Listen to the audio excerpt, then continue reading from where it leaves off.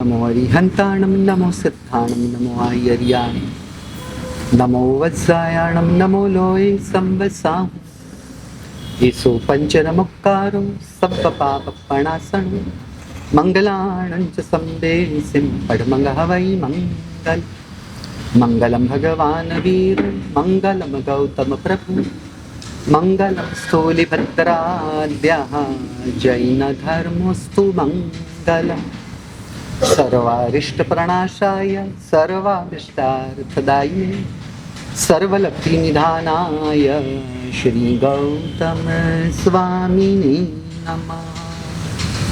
अज्ञानतिमिरान्धानां ज्ञानाञ्जनशलाकया नेत्रमुन्मीलितं येन तस्मै श्री गुरवे नमः।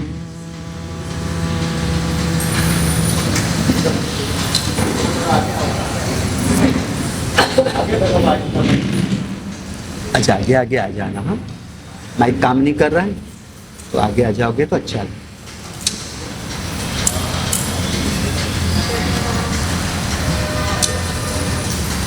हमारी जो बात चल रही थी उसी की गहराई को आज स्पष्ट कर। हम समझ रहे थे कर्म साकार और जड़। साकार का मतलब कई बार कहा है फिर भी दोहरा देते हैं, जो आकार सहित हो उसे कहेंगे साकार, जो आकार रहित हो उसे कहेंगे निराकार। जगत में दो द्रव्य है, जड़ और चेतन। तो चेतन वह निराकार है, आकार रहित है, और जो चेतन के अलावा अतिरिक्त जो जड़ द्रव्य है जो हमारे व्यवहार में आता है वह सब साकार। बराबर। कर्म साकार है क्योंकि कर्म आत्मा नहीं। अब साकार कर्म, उससे होने वाले भाव भी साकार होते हैं। साकार कर्म से होने वाला भाव भी साकार। अब भाव साकार है, विचार साकार है, इसलिए वो साकार भावों की, विचारों की क्रिया, साकार कर्म से होने वाले साकार विचारों और भावों की क्रिया भी साकार मन से ही हो सकती है। साकार कर्म से होने वाले साकार विचार और भावों की क्रिया निराकार आत्मा से नहीं हो सकती। अंगिलाल जी, आपके पीछे की जगह है ना, उनको कहो ना आगे आ जाए। आप दोनों के बीच में भी जगह जगह राह रखी हुई है। कैसा है, आप बहुत विचार कर रहे हैं। ओवर थिंकिंग करने से भी इंसान थक गया। क्यों थका? क्योंकि जड़ को थकान महसूस होगी। जिस शरीर में आत्मा है वह शरीर में थकान का अनुभव, वहां पर वो डेप्रीशिएशन यानी घिसारा वो आना ही है। इसलिए उसे हमें भरण पोषण से उसकी मरम्मत करनी पड़ती है, और दूसरे नंबर में उसे आराम देने से भी, उसे उस श्रम से भी हमें मुक्त करने की जरूरत पड़ती है। समझ रहे हो? उसी प्रकार मन, उससे होने वाले विचारों की क्रिया से भी आत्मा थक जाता है। इसलिए कल हमने बात की कि नींद की आवश्यकता किस लिए है? साकार शरीर के श्रम से राहत पाने के लिए, और साकार मन से जो साकार विचारों की क्रिया का जो श्रम हुआ है उससे भी राहत पाने के लिए आराम की जरूरत पड़ती है। बराबर है। अब इसे और थोड़ा स्पष्ट कर। अब जो साकार कर्म है उसमें एक कर्म आता है जिससे वितरागता को रोका जाता है, वह है चारित्र मोहनीय कर्म। चारित्र मोहनीय कर्म से क्या होता है? वितरागता का अवरोध हुआ, ऑब्स्टेकल हुआ। अब जब तक वितरागता नहीं होगी तब तक वितरागता को रोकने वाले कर्मों के उदय रहेंगे। जब तक वितरागता नहीं होगी तब तक वितरागता को रोकने वाले कर्म के उदय तो रहेंगे, और उन कर्मों के उदय से क्या होगा? वितरागता से विरुद्ध भाव। कौन से? विषय और कषाय के भाव, यानी राग, द्वेष, क्रोध, मान, माया, लोभ, यह सब भाव वितरागता को रोकने वाले हैं। तो वितरागता को रोकने वाले कर्म के उदयों से, वितरागता को रोकने वाले कर्म के उदयों से राग, द्वेष, क्रोध, मान, माया, लोभ वगैरह भाव रहेंगे। समझ रहे? राग द्वेष यानी विषय का जगत हुआ, और क्रोध, मान, माया, लोभ यानी कषाय का जगत हुआ। यानी चारित्र मोहनीय कर्म के उदय से क्या होता है? वितरागता का अवरोध हुआ, ऑब्स्टेकल हुआ, एक दीवार बनी, और विषय और कषायों के भावों में वो निमित्त बनेगा। इतनी बात समझ में आ रही है या कठिन हुई? वितरागता वह आत्मा का स्वभाव है, पर वो हमें अभी क्यों नहीं हो पा रहा है? क्योंकि वितरागता को रोकने वाले चारित्र मोहनीय कर्म के उदय चालू है। तो वो वितरागता को रोकने वाले चारित्र मोहनीय कर्म के उदयों से कौन से भाव होंगे? जो वितरागता से विरुद्ध भाव होंगे। तो वह वितरागता से विरुद्ध भाव कौन से हुए? राग, द्वेष, क्रोध, मान, माया, लोभ, जिसे हम शॉर्ट में कहे तो विषय और कषाय के भाव होंगे। इतनी बात समझ में आ रही है या कठिन हुई? तो आगे बढ़ू, मुझे जल्दी नहीं। बराबर। अब क्या हुआ कि शुभ भाव या अशुभ भाव वह आत्मा का स्वभाव नहीं।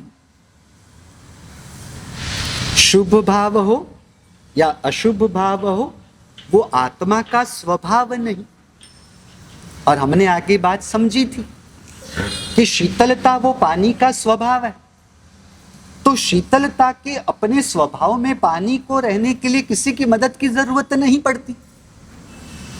शीतलता में रहने के लिए पानी को किसी की सहायता की जरूरत नहीं पड़ती। परंतु गर्म हमें महसूस हुआ तो वो उसका स्वभाव नहीं है ना। तो जो स्वभाव ना हो उसे कहेंगे विभाव, जो गुण ना हो उसे कहेंगे दोष। पुरुष का विरोधी शब्द स्त्री है, सफेद का विरोधी शब्द काला है, गुणों का विरोधी शब्द दोष है। समझ रहे हो? उसी प्रकार स्वभाव का विरोधी शब्द विभाव है। तो उष्णता, हमने पानी को छुआ तो हमें उष्ण महसूस हुआ, गर्म महसूस हुआ, तो यह पानी का स्वभाव नहीं है ना। तो यह क्या हुआ? यह विभाव है। विभाव खुद से नहीं होता, पानी में से गर्मी नहीं पैदा हो सकती, परंतु दूसरों की असर में आने से, दूसरों की मदद से ही विभाव बनता है। यानी कर्म से ही शुभाशुभ भाव बनते हैं। शुभ भाव हो या अशुभ भाव हो, वह आत्मा का स्वभाव न होने की वजह से, वह कर्म की वजह से है, कर्म की बदौलत है। तो क्या होगा? चारित्र मोहनीय कर्म का जो विषय और कषायों में निमित्त बनता है, तो चारित्र मोहनीय कर्म के तीव्र उदय से अशुभ भाव है, और चारित्र मोहनीय कर्म के मंद उदय से शुभ भाव है। ना समझ में आए तो पूछ लेना, मुझे ऐसे ही आगे मत जाने देना।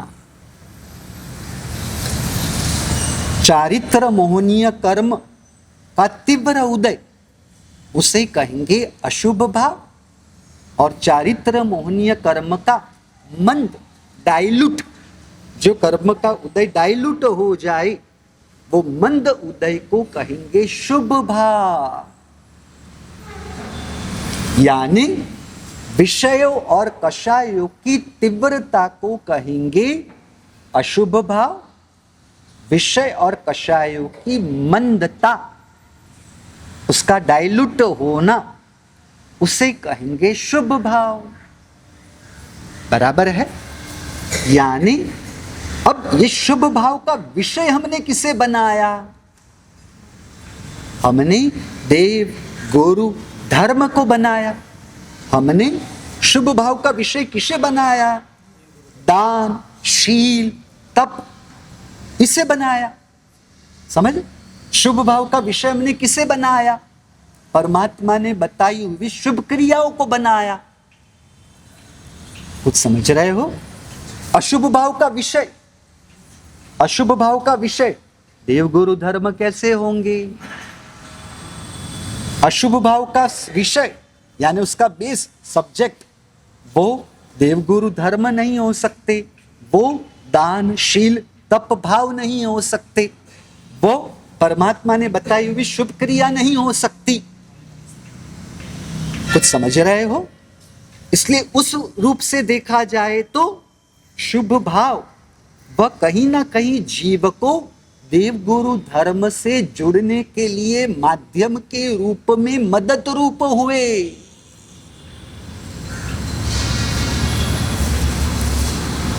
समझ में आ रहा है या कठिन हुआ? शुभ भाव मेरा स्वभाव नहीं, उस रूप से उसके लिए कोई नकारात्मकता नेगेटिविटी नहीं लाते। शुभ भाव मेरा स्वभाव नहीं तो हम उसके लिए नकारात्मक भाव लाएं, वह उचित नहीं। परंतु शुभ भाव को शुद्ध तक पहुंचने के लिए माध्यम माने, परंतु मंजिल न माने, साधन माने पर साध्य न माने, तो ये शुभ भाव का हमने विवेक पूर्वक उपयोग किया, ना कि उपभोग किया।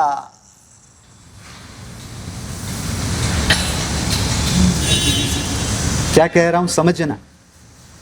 आपको जाना है पहली मंजिल फर्स्ट फ्लोर पर, आप खड़े हो ग्राउंड फ्लोर पर, तो बिना सीढ़ियों के आप कैसे फर्स्ट फ्लोर पर जाओगे? लिफ्ट का तर्क मत लाना, दृष्टांत को जिस दृष्टिकोण से बताने की कोशिश हो रही है उस दृष्टिकोण को पकड़ना है। बराबर है? कोई दूसरा तर्क न लगाए। तो सीढ़ियों के माध्यम से पहली मंजिल पर पहुंचेंगे। बराबर? पहली मंजिल वह हमारे लिए मंजिल है, टारगेट है, डेस्टिनेशन है, और वहां तक पहुंचने के लिए मीडिया क्या हुआ, माध्यम क्या हुआ, सीढ़ियां हुई। पहली मंजिल हमारे लिए साध्य है तो सीढ़ियां क्या हुई, साधन हुआ। अब आप करते क्या हो, साधन का उपयोग करते हो, ना कि उपभोग करते हो। साधन का उपयोग करते हो, उपभोग नहीं करते। उपभोग और उपयोग का मतलब क्या? तो आपने पहली मंजिल तक पहुंचने के लिए 20 सीढ़ियां हैं, 20 स्टेप्स है। आपने क्या किया? पहली सीढ़ी पर पांव रखा न रखा, उठा लिया। दूसरी सीढ़ी पर पांव रखा न रखा, उठा लिया। यानी सीढ़ी पर पांव रखा जाता है उठाने के लिए, ना कि वहां जमाने के लिए। कुछ समझ रहे हो? क्या किया आपने? सीढ़ी, पहली सीढ़ी पर पांव रखा भले है, पर वहां पर रुक जाने के लिए, अपने आप को ब्लॉक करने के लिए, यहां अपने आप को जमा देने के लिए नहीं। पांव रखा क्यों? क्योंकि दूसरी सीढ़ी पर चढ़ना। दूसरी सीढ़ी पर पांव रखा क्यों? क्योंकि तीसरी पर, दूसरी से, पहली से दूसरी पर कैसे जाएंगे? पांव रखा न रखा, उठाने के लिए रखा गया पांव कदम है,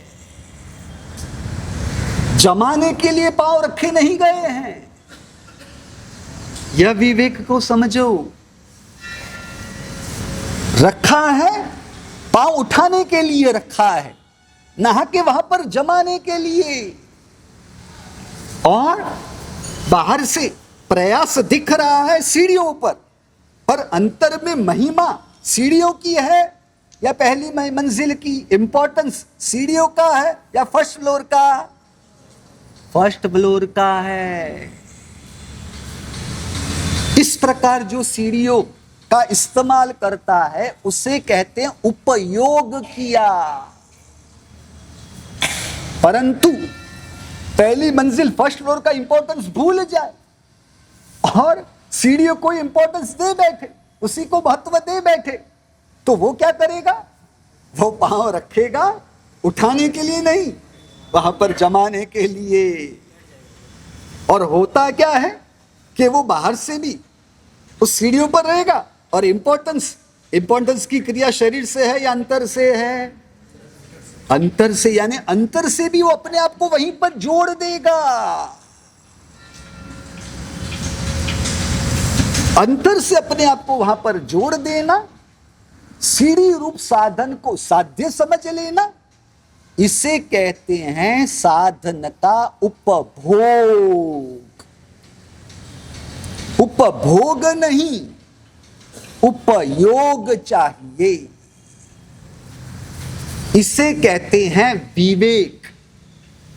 साथ में यह भी समझना पड़ता है कि जो सीढ़ियों की उपेक्षा करेगा वो भी फर्स्ट फ्लोर तक नहीं पहुंच सकेगा, और जो सीढ़ियों को ही महत्व देकर अपने आप को रोक देगा वो भी फर्स्ट फ्लोर पर नहीं पहुंच पाएगा।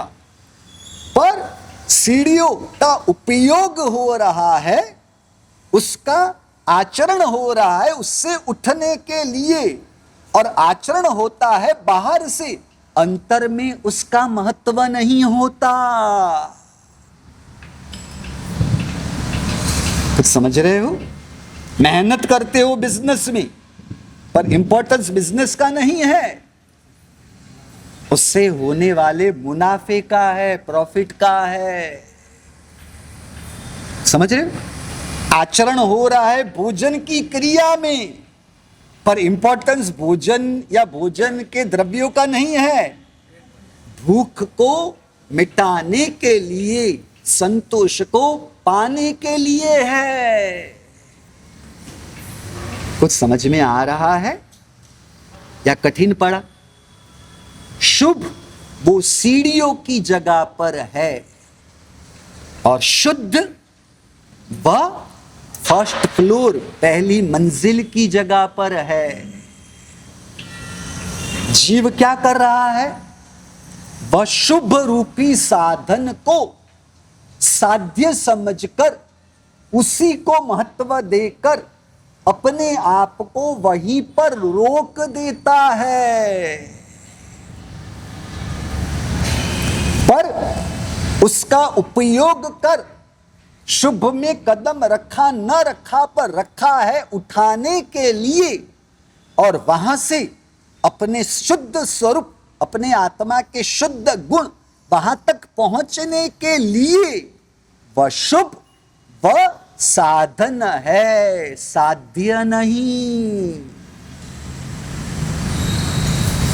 कुछ बात समझ में आ रही है या कठिन पड़ी? समझ में आ रहा है क्या कहना चाह रहे हैं? तो अपने आप को पूछो, दान किया तो वो दान अहंकार की पुष्टि के लिए नहीं, नहीं, नहीं। दान शुभ की क्रिया है, तो शुभ की क्रिया की हमने पहले शर्त बताई कि शुभ और अशुभ दोनों भाव आत्मा का स्वभाव नहीं। शुभ भाव या अशुभ भाव आत्मा का स्वभाव नहीं। शुभ भाव क्या करता है? आत्मा का स्वभाव नहीं तो क्या उसे छोड़ देंगे? ऐसी बात नहीं, उसका उपयोग करते हैं। क्योंकि शुभ भाव से क्या होता है? देव गुरु धर्म से आत्मा का संबंध बनता है। शुभ भाव से क्या होता है? दानशील तप भाव, उससे साथ आत्मा का संबंध होता है। शुभ भाव से क्या होता है?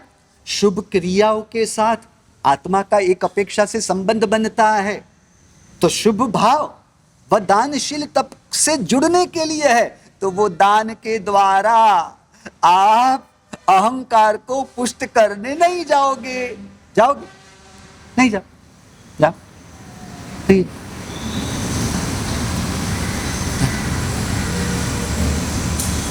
आपके गांव में पांजरापोड़ चल रही है और वो पांजरापोड़ के ट्रस्टीगण आपके घर आए हैं राशि इकट्ठी करनी है पैसों के लिए, फंडिंग के लिए।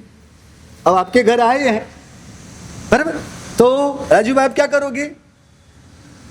किसने कितने लिखाए यह क्यों पूछते हो? ये जानने की कोशिश क्यों है? यह क्यों पूछते हो? किसने कितने लिखाए, उससे आपको क्या लेना देना? यानी जिसने ज्यादा लिखा है उसके बेटे के साथ आपकी बेटी की शादी कराने की बात चालू करनी है, इसलिए नहीं ना दिनेश जी, ऐसा तो नहीं है ना।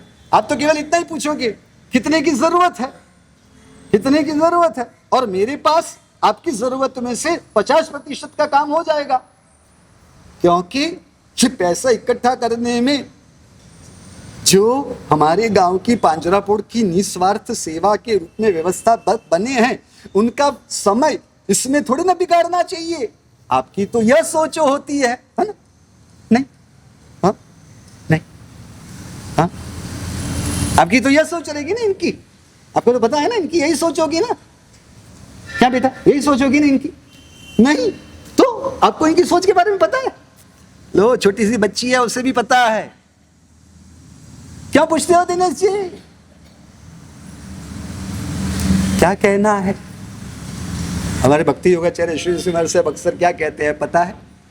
कि आपके पास जो पैसा है वो आपने खुद का जो माना है ना, वही आपकी सबसे बड़ी गलती है।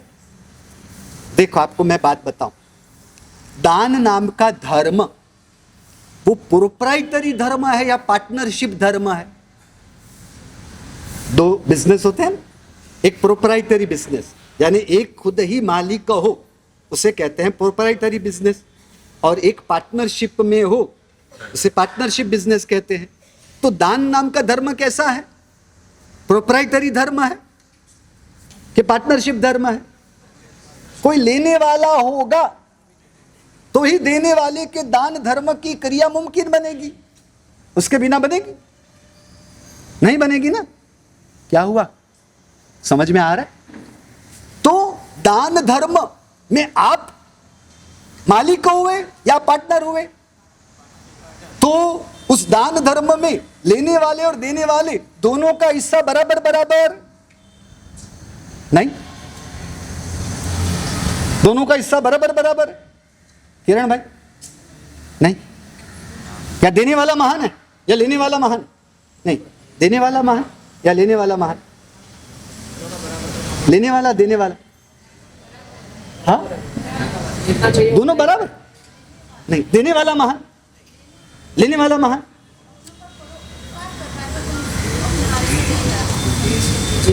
ये बच्ची है ना, कौन से जमाने की लड़की है, आपके घर का खाना नहीं खाती होगी, लड़का है, मुझे नहीं लगता है कि इसने आपके खाना है। ये क्या कह रही है पता है?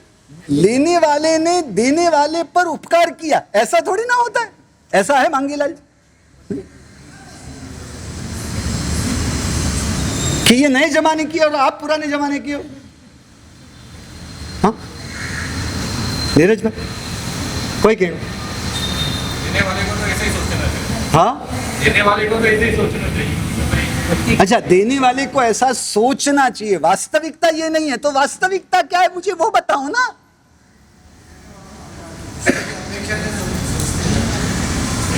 बड़ी बड़ी बातें ठोका ठोक मत करो। हाँ आप अंतर से जो मानते हो वो कहो, वो बताओ। हाँ चलो, देने वाला महान है, पर लेने वाला नहीं होता तो देने वाला कौन बनता, कैसे बनता? खुद मान रहा है कि वो मान रहा है। वो मान रहे, आप क्या मानते हो? आपकी बात भी करो ना यार। हाँ तो फिर देने वाला वो लेने वाला होगा तो ही ये माँ कब बने? बेटी थी तो वो माँ बने ना। तो इनको माँ की पदवी किसने दी? तो माँ की पदवी देने वाली बेटी महान हुई ना? नहीं क्या हुआ? मैंने गलत कहा? हाँ समान है शायद। क्या समान है?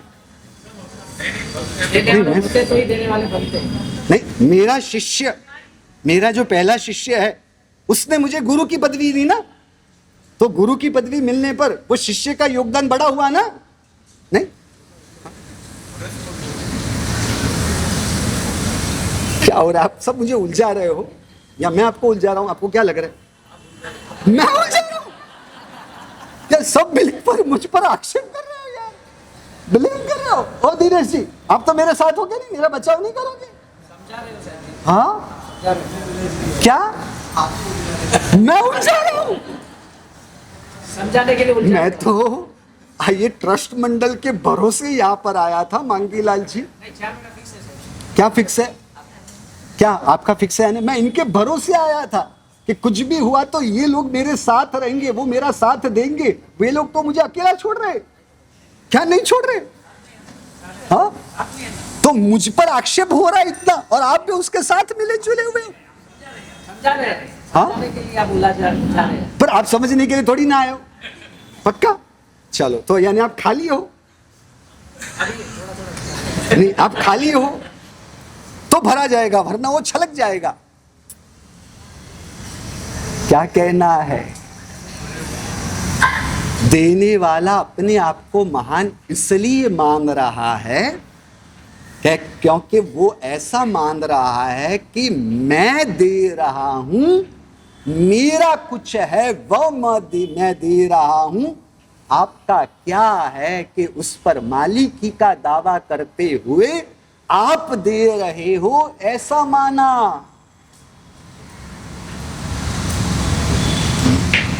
आपको आपकी भाषा में समझाता हूं। आप रास्ते से चल के जा रहे थे, सुनसान गली थी और आपके गले में से 2 तोले 4 तोले का सोने का हार कोई खींचकर लेकर जाए तो उसका मतलब क्या हुआ?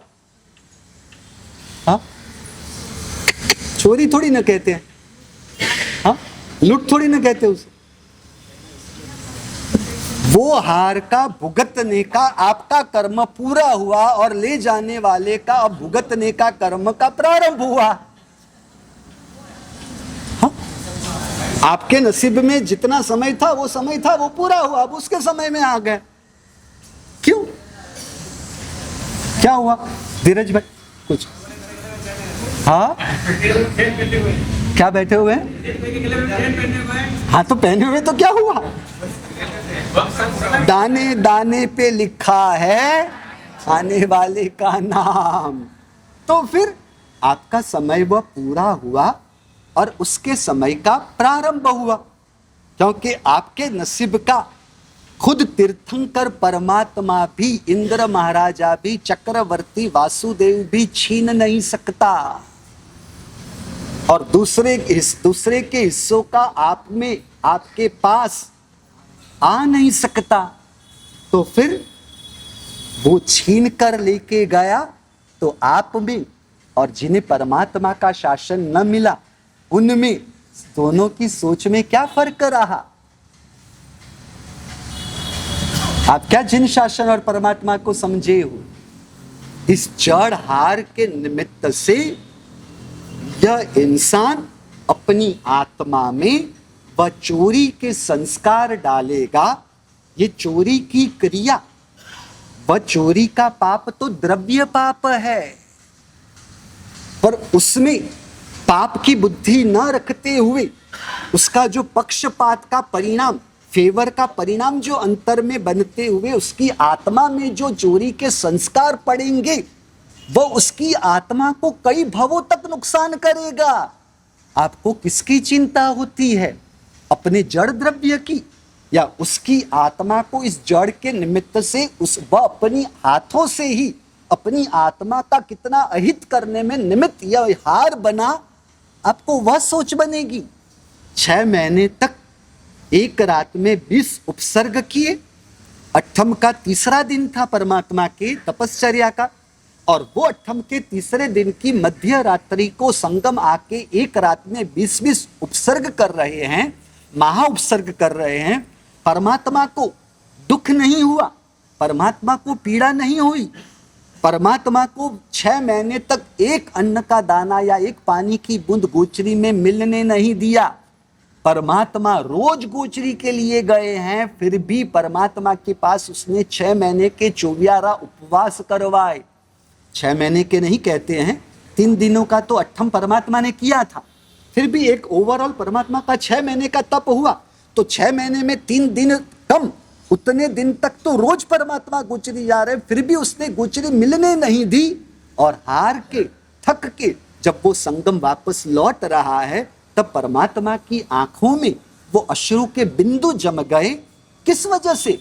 अपने दुख के लिए नहीं, अपनी तकलीफों के लिए नहीं, पर मेरे निमित्त को पाकर भविष्य में असंख्य जीव, अनेक जीव संसार सागर को तैर जाएंगे, और यह संगम मेरे निमित्त को पाकर अपना अनंत काल का संसार बढ़ा बैठा, तो मैं उसमें निमित्त बना। परमात्मा को उसके आत्मा के अनंत संसार के लिए दुख हुआ। यह मेरे परमात्मा का सोच है, दृष्टिकोण है। क्या हम ऐसा दृष्टिकोण रख नहीं सकते? तो जो इंसान वो हार लेकर जा रहा है, तो ये जड़ के निमित्त से वह आत्मा अपनी आत्मा में चोरी के संस्कार डाल रहा है। वह चोरी करने से अच्छा रहेगा, उस रूप से उसने चोरी की, पाप की क्रिया का पक्षपात किया।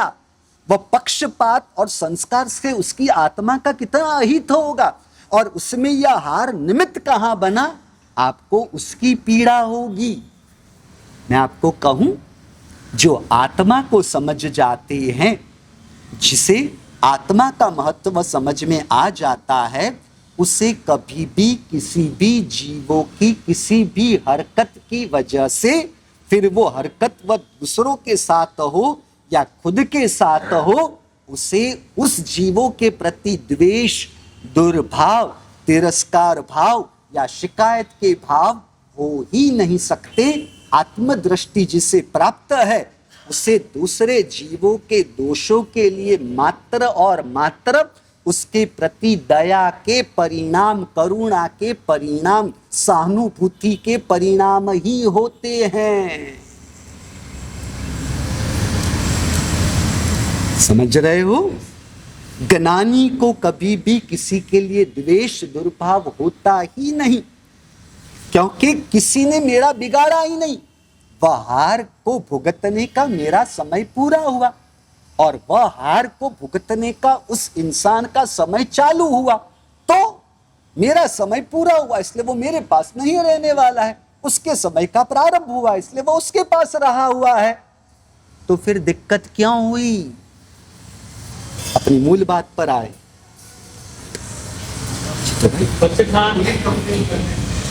तो दान धर्म मेरे पास जो है वह मेरा है, हम उसे अपना कैसे कहेंगे? क्योंकि निराकार आत्मा और संपत्ति तो साकार और जड़ है।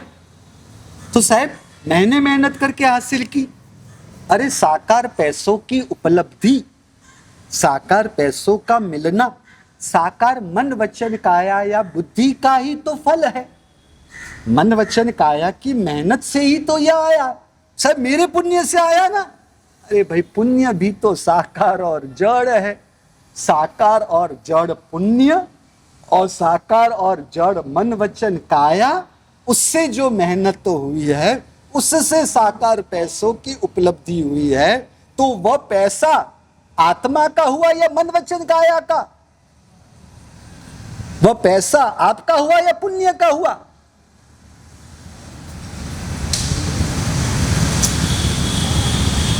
क्या हुआ? अच्छा बोलते हो या मानते हो? पक्का? आज माने, यहां बैठे हो तब तक, यहां से उठे यानी यहां पर ही सब झटक के, बराबर है, यहां पर ही सब रख के चले जाएंगे। हमारी मूल बात,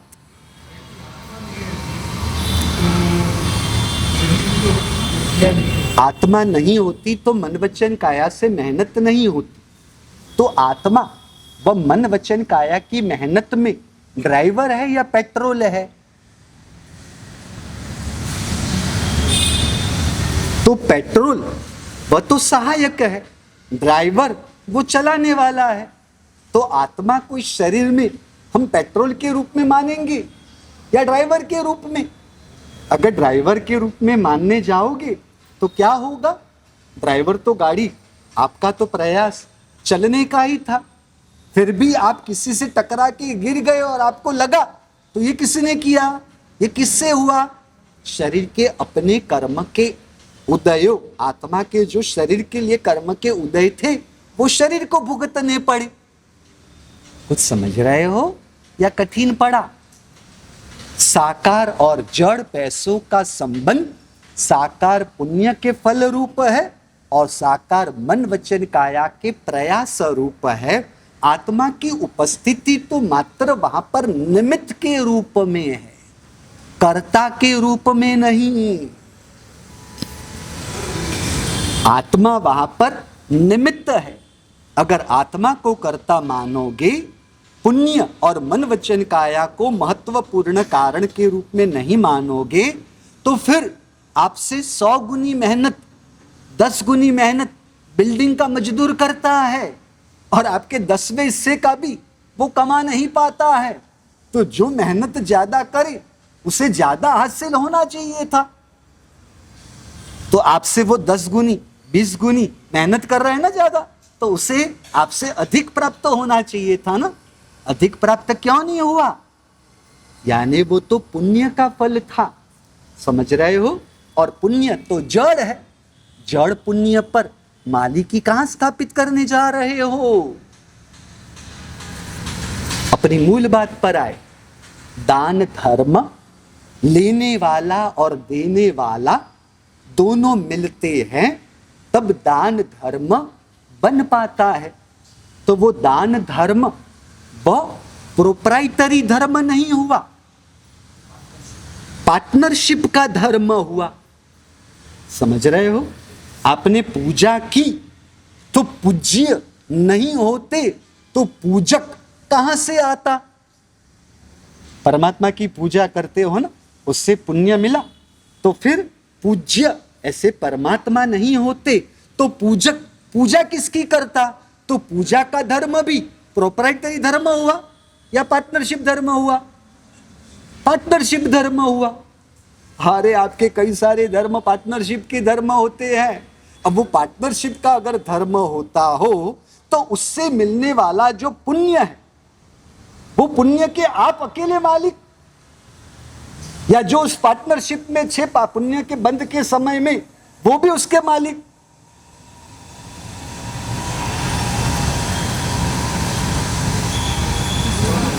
पक्का? यानी वो पुण्य मेरा है ऐसी तो सोच आपकी नहीं होगी ना कभी भी। नहीं तो दोने हुए, तो उस पुण्य से जो पैसा आया उसके आप अकेले मालिक, या फिर जो दान में जुड़े थे वो सभी इस पैसों के मालिक।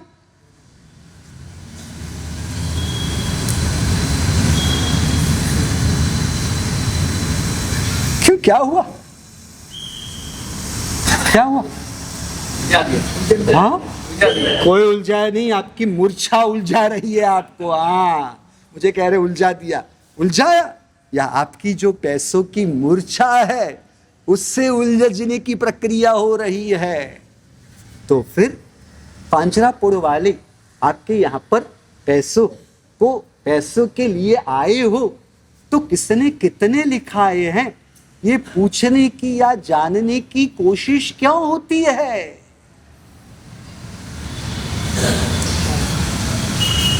पूछने की जरूरत क्या है? उनका और आपका दोनों का समय फिजूल में क्यों बिगाड़ना? ओ दिनेश जी, क्यों पूछते हो? वो मुझे मोबाइल में ढूंढ रहे शायद। मैं वहां मोबाइल में नहीं हूं, मैं यहां हूं, मैं अटे हूं, बटे नहीं हूं। अरे दच क्यों करते हो? हाँ, आप जहां कर भी देख रहे होंगे तो मुझी को ढूंढ रहे होंगे ना, इसलिए मैं तो ऐसे ही समझू ना। देखो, गलत को सही मानने में मुझे कोई दोष नहीं, पर गलत को गलत कहने में वो अपमानित महसूस करेंगे अपने आप को, और किसी को गलत साबित करने के लिए मुझे भी अपने परिणामों को बिगाड़ना पड़ेगा। मैं ऐसा क्यों करूं? इसलिए वो मोबाइल में मुझी को ढूंढ रहे थे, मैं ऐसा मानूं मुझे थोड़ी ना कोई दोष लगेगा, मुर्शावाद लगेगा माँ जी? नहीं लगेगा? लगेगा? क्या कह रहे? चोर चोरी करते नहीं आया है, वो मुझे उस हार की मूर्छा में से छुड़ाने के लिए, मेरी आत्मा पर उपकार करने के लिए आ रहा है, ऐसा सोचना गलत है। क्यों, क्या हुआ? आप बढ़ गए इसके लिए। हाँ, आप बढ़ गए। क्या क्या कहा? अरे आप सोचो तो सही ना, वो जो ससुर जी ने, स्वामी ससुर जी ने सिर पर वो जो सिगड़ी रखी थी, वो मौत की पग थी यानी पगड़ी थी, या मोक्ष की पगड़ी थी? मौत की पगड़ी थी। क्या मोक्ष की पगड़ी? वो मौत की पगड़ी थी। उससे क्या होना था? मौत होनी थी या मोक्ष होना था? मौत होनी थी। अब मौत की पगड़ी को मोक्ष की पगड़ी के रूप में देखना, वह झूठ था या सही था? मौत की पगड़ी को मोक्ष की पगड़ी मानना वो झूठ है या सही है? तो अब समझो, जिन शासन सही और गलत को महत्व नहीं देता, क्योंकि सही पकड़ने वाला दूसरों को गलत साबित करने की कोशिश में चला जाता है। जिन शासन अच्छा क्या है और बुरा क्या है उसे महत्व देता है। सच पकड़ने वाला, सही पकड़ने वाला सामना करता है, संघर्ष करता है।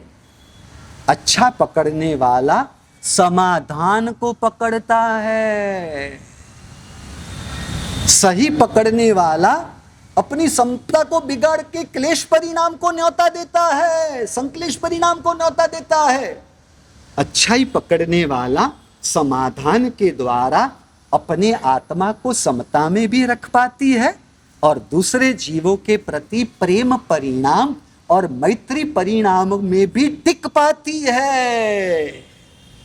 सही पकड़ने वाला दूसरों को गलत साबित करते हुए दूसरों के अहंकार को चुनौती देता है, चैलेंज करता है, और उस वजह से वह उसके साथ का ऋणानुबंध बिगाड़ता है।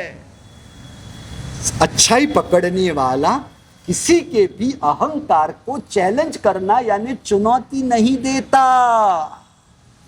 समझ रहे हो?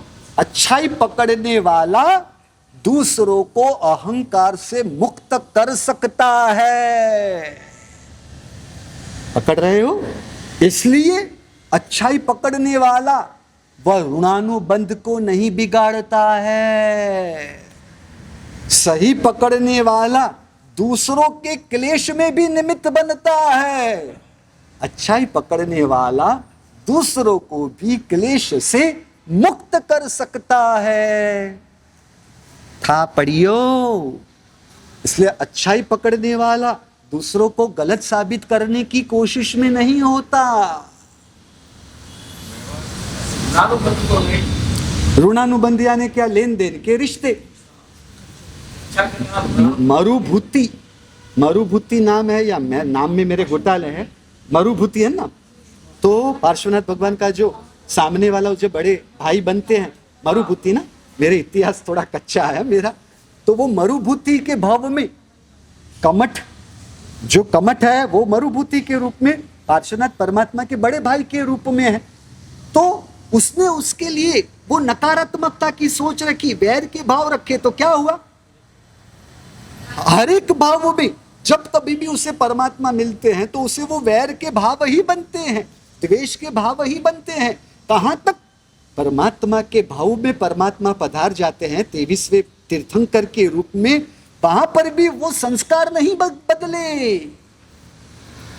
कुछ समझ में आया? इसलिए वो ऋणानुबंध को बिगाड़ना या सुधारना वो हमारे हाथों में है। इसलिए और कुछ ना हो सके ना, दो चीजों का ध्यान रखे, और कुछ ना हो सके केवल दो वस्तुओं का ध्यान रखे। दूसरों को हम अपनी ओर से गलत निमित्त, बुरे निमित्त का आलंबन ना दे। समझ रहे? मैं दूसरों के लिए गलत निमित्त के रूप में साबित होने की प्रक्रिया में न जाते हुए दूसरे आत्माओं के परिणामों की भाव करुणा करता हूं, भाव दया करता हूं। हो सके तो खुद को अच्छे निमित्त के रूप में पेश करे, ना हो सके तो दूसरों के लिए बुरे निमित्त के रूप में उपस्थित ना हो, क्योंकि जो दूसरों के लिए बुरे निमित्त के रूप में उपस्थित होगा उसे बुरे निमित्त मिलने ही है। और दूसरे नंबर में हो सके तो बिगड़े हुए ऋणानुबंध को सुधारे और कोई भी नए ऋणानुबंध को बिगाड़ने की गलती ना करे। या दो चीज भी कर ली तो भी हमने अपनी आत्मा को संभाल लिया। समझ में आ रहा है या कठिन पड़ा? उदाहरण के रूप में, अब उदाहरण के रूप में क्या कहूं, कह दूं? थोड़ा बुरा लगेगा। हाँ मांगीलाल जी, आपने आपकी बेटी को शादी के समय जब विदाई दी, तब विदाई देते वक्त आपने उन्हें आशीर्वाद क्या दिए? बेटा तू सुखी होना या बेटा तू सुखी करना? सुखी होने के आशीर्वाद नहीं दोगे ना, सुखी करने के आशीर्वाद ना। हाँ, आपके माता पिता ने आपको शादी के दौरान जब विदाई दी तब सुखी करना या सुखी होना? सुखी करने का ही देंगे ना, जिन शासन को जो समझे हुए हो। सुखी होने के आशीर्वाद थोड़ी ना देंगे। हाँ राजू भाई, बेटी की शादी के समय या बेटा पांव छुए तब बेटा तू सुखी होना या तू सुखी करना?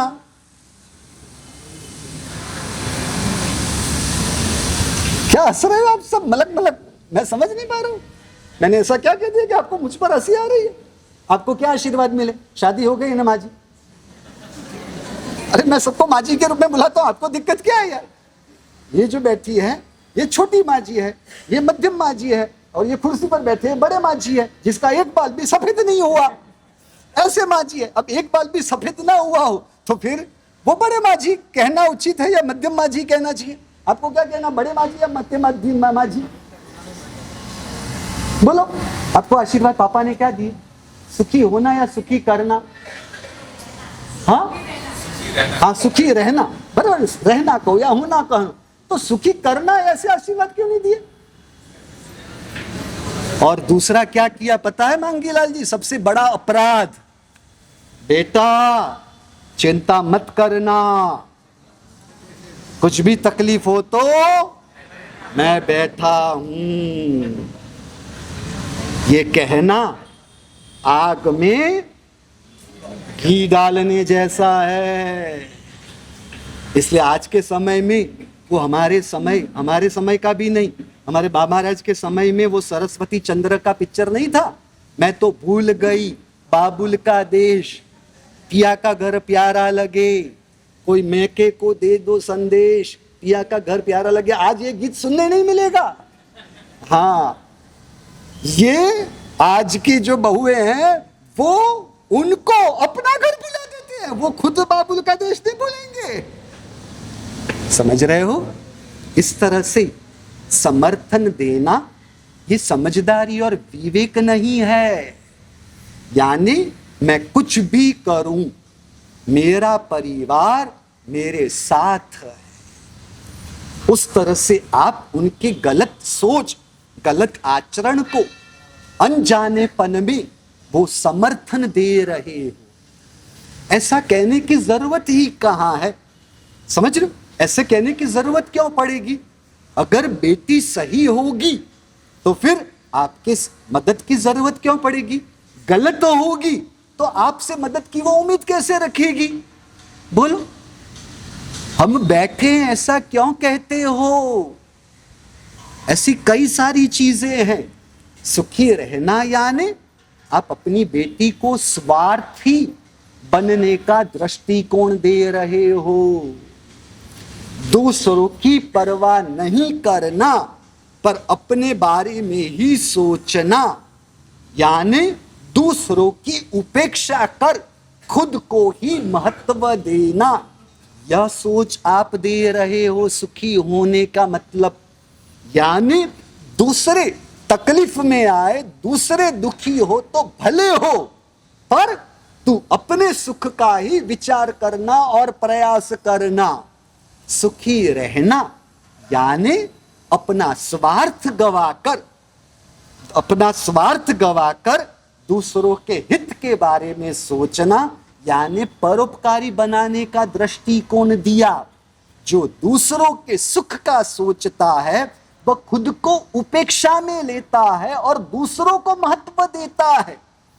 सुखी करने का मतलब है वो दूसरों की चिंता करता है खुद से अधिक, और जो खुद से ज्यादा दूसरों की चिंता करे उसे अपनी चिंता करने की जरूरत नहीं पड़ती।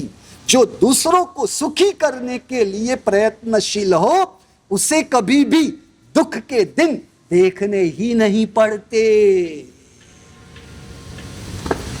था पढ़ियो या कठिन पड़ा? इसलिए आज से आपने सबको कह दिया बेटा कुछ भी हो तो मैं बैठा हूं, ये बात आपकी कट ऑफ। हाँ, ऐसा कहते भी नहीं, छोड़ो ना, गप्पे मत लगाओ यार। हाँ, इन लोगों को वो रहता है मैं कुछ भी करूंगी, मेरे पापा है, मेरे मम्मी है, मेरे भाई है, ऐसा गलती से भी मत करना, समझ रहे हो? अगर कुछ गलत होगा तो मैं भी तो हूं ना, नहीं हूं? हाँ, आप क्यों हो? क्योंकि आप तो सही और गलत की बात करोगे, हम क्या करेंगे? अच्छाई की बात करेंगे। तो अच्छा क्या है और सही क्या है, इसलिए जिन शासन सच को महत्व देता है, पर किस जगह पर अभी आप समझ सको वो बात नहीं है, इसलिए अभी बात नहीं कर रहा हूं। जिन शासन अच्छाई को महत्व देता है, अपनी मूल बात। यानी हुआ क्या, आपके पास जो पैसे हैं वो केवल आपके हैं।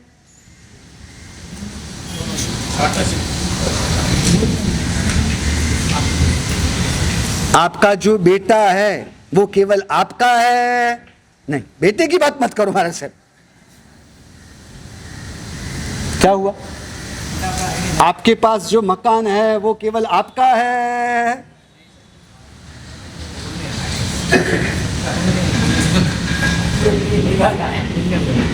बोलो माँ जी, आपके अलमारी में जो कपड़े पड़े हैं वो केवल आपके हैं। जो गहने पड़े हैं वो केवल आपके हैं। महाराज साहब ऐसा क्यों पूछ रहे हो? हम खुद भी, हम आपके हैं कौन, मुझे मत पूछना। तो मैं खुद भी परमात्मा का ही तो हूं, तो फिर मेरे पास जो है वो मेरा ही है। ऐसा अधिकार भाव जड़ द्रव्यों पर क्यों लेकर आते हो? अपनी मूल बात पर आ जाए।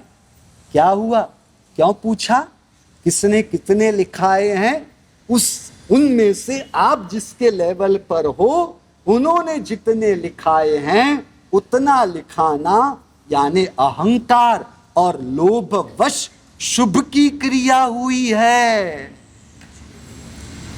यहां शुभ भाव को तो रहने के लिए थोड़ी सी ही जगह मिली है। समय अपना होने आया। अब आपको सामने की उल्टी बात भी बता देता हूं। हाँ, कई लोग उल्टा मन न पकड़ ले। महाराज साहब, ये तो 2x2 की तख्ती में नाम आने वाला था ना, इसलिए पैसे लिखाए हैं। ये तो अहंकार, इनका नाम होने वाला था, इसलिए पैसे लिखाए हैं। ऐसे पैसों लिखाने का मतलब क्या है? ऐसा आपको सोचने का या कहने का अधिकार नहीं बनता। उदाहरण के रूप में 2x2 की तख्ती 10 लाख रुपए देने से अगर नाम आता है और आप उनकी टीका करते हो, तो मैं आपको सामने दूसरी ऑफर देता हूं। 2x2 के 10 लाख है, मैं 2x4 की तख्ती आपको 5 लाख में देता हूं। आप लिखाने के लिए तैयार हो? दूसरों के लिए इतना कहने वाला अपने ऊपर तो इतनी तैयारी रखता ही होगा ना, कि 2x2 की तख्ती में नाम आता इसलिए 10 लाख रुपए दे रहे हैं महाराज साहब, तो मैं आपको 2x4 डबल तख्ती और हाफ प्राइस में। अब इतनी बड़ी स्कीम तो कहां से मिलेगी? तो 2/4 5 में आप देने के लिए तैयार हो जाओगे?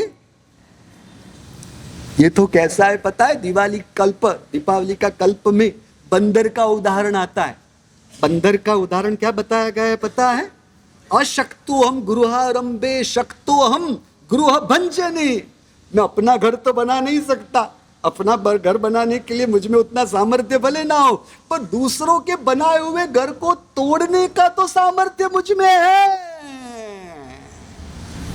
अच्छी बात तो कर नहीं सकते हो, किसकी अच्छाइयों की अंतर से अनुमोदना तो कर नहीं सकते हो, तो दूसरों के अंतर में भी उनके लिए कुछ अच्छाई के भाव हो रहे हैं, उसे बिगाड़ने का अधिकार आपको किसने दिया? हम समझते हैं कि 2/2 10 लाख में वो नाम आ रहा था, इसलिए 10 लाख रुपए लिखा है, उसमें भी शुभ भाव जुड़ा हुआ है। ये 2/2 की तख्ती 10 लाख में परमात्मा के शासन के संकुल में कुछ बन रहा है, वहां देने के उनके भाव हो रहे हैं।